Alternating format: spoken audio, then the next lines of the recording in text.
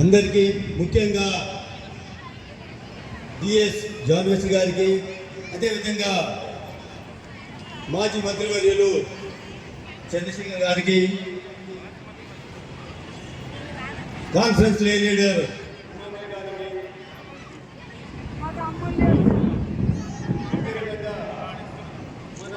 జిల్లా leader Salim John గారికి, secretary Ravikumar గారికి, వేదిక పైన ఉన్న పెద్దలకు, అదేవిధంగా ఏంటంటే వివిధ చర్చల పాస్టర్ల, వివిధ ప్రాంతాల నుండి విచ్చేసిన వారికి అందరికీ నా యొక్క నమస్కారం. అయితే మనం ఒక్కసారి ఆలోచించుకోవాలి, ఇది 94వ జాతర. అంటే 94 సంవత్సరాలకు ముందు హైదరాబాద్ ఎట్లుంటే, ఆ రోజు ఏంటంటే దేవుని ప్రేరేపణ వలన ఇక్కడ మిషనరీ రావడము, ఆ మిషనరీలు వచ్చిన తర్వాత ఇక్కడ ఉన్న వారికి ఏంటంటే అజ్ఞానంతో ఉన్న వారిని అందరినీ తీసి ఈ సమూహాన్ని, జాతర సమూహాన్ని తీసుకొచ్చిన తర్వాత, అదేవిధంగా ఏంటంటే అదే దేవుని ప్రేరేపణ వల్ల ఇక్కడ మంచి స్కూల్ తయారైంది. ఆ స్కూల్ ఏంటంటే నాకు తెలిసినంత వరకు ఏంటంటే హైదరాబాద్లో ఉన్న ఎవరన్నా చదువుకున్న వాళ్ళు ఉన్నారు అని అంటే అది కేవలం ఏంటంటే ఎంఆర్హెచ్ఎస్ స్కూలు ద్వారానే అయిందని చెప్తున్నాం. ఆ తర్వాత మేము కూడా ఈరోజు ఏంటంటే ఈ స్టేజ్ పై నిలబడి మాట్లాడుతున్నాము. ఏంటంటే ఇది కూడా ఏంటంటే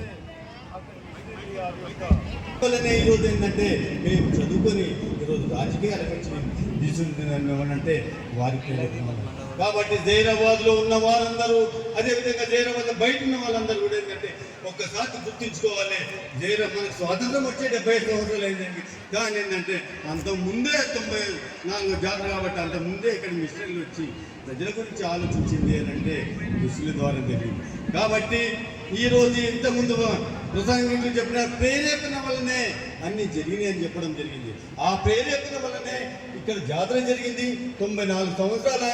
ఆ తర్వాత ఆ ప్రేరేపణ వల్ల ఏంటంటే స్కూల్ అయింది. స్కూల్ తర్వాత ఏంటంటే హైదరాబాద్లో ఉన్న ప్రతి ప్రాంతం కూడా బాగుపడ్డది అని అంటే ఆ దేవుని ప్రేరేపణ వల్ల జరిగింది. కాబట్టి అందరినీ కోరుకునేది ఏంటంటే మంచి ప్రేరేపణ ఉంటే మనం ముందుకు మంచిగా పోగలుగుతాం. కాబట్టి ఆ మంచి ప్రేరేపణతో ముందుకు పోవాలని చెప్పేసి అందరినీ కోరుకుంటున్నాం. అదేవిధంగా ఏంటంటే ఇది హైదరాబాద్ ఏరియాలోనే పెద్ద ప్లేసు, పెద్ద ఏంటంటే సమూహం ఉన్నది ఇది. అయితే ఈ మంచి ప్రేరేపణతో జరిగింది కాబట్టి ఆ ప్రేరేపణతో అందరము ముందుకు పోవాల్సిందిగా అందరు కోరుకుంటూ, మంచి ప్రేరేపణ ఉంటే ఎల్లప్పుడూ మా సహకారం దీనికి ఉంటుంది. అదేవిధంగా ఏంటంటే చెడుగా ఆలోచిస్తే మంచిది కాదు, వారికి కూడా మంచి జరగదని చెప్పేసి ఈ సందర్భంగా అందరికీ తెలియజేస్తూ సెలవు తీసుకుంటాం. Thank you.